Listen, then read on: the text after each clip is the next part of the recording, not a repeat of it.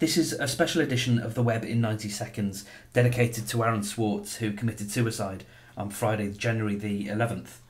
Until this morning, and to my shame, I had no idea who Aaron was, but it turns out that I owe a lot of what I do to his genius. When he was 14, he co-wrote the spec for RSS, the standard that delivers blogs and podcasts to us every day. He worked with Larry Lessig in the early days of Creative Commons and was instrumental in the building of the popular social site Reddit. It seems that, like a lot of those people who are labelled as geniuses, Aaron had difficult relationships with friends and mentors, but he commanded an enormous amount of respect.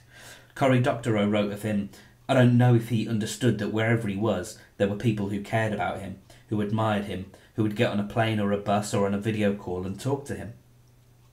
He was deeply involved with the Stop Online Piracy Act, SOPA, which hit headlines last year and was something of a data libertarian. In 2009, he published federal court documents online, which saw him investigated by the FBI, and 2 years later was charged with multiple computer-related crimes. He could have faced up to 30 years in prison after the number of felony counts against him was up to 13, according to Wired, and some have said that this is the reason for his suicide. A statement released by his family said, "He used his prodigious skills as a programmer and technologist not to enrich himself, but to make the internet and the world a fairer and better place." In a trial that was due to start in February, Aaron was to be accused of stealing millions of scientific journals from MIT in order to make them publicly available.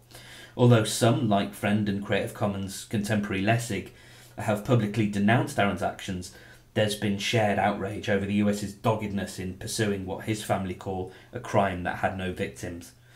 And on Twitter, people have been uploading and sharing academic papers under the hashtag PDFtribute, and you can see a list of scraped links at pdftribute.net.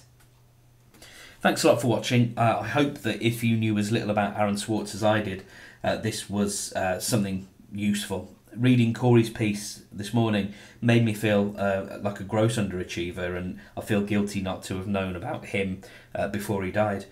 I'll be back to a regular show on Thursday, so I'll see you then.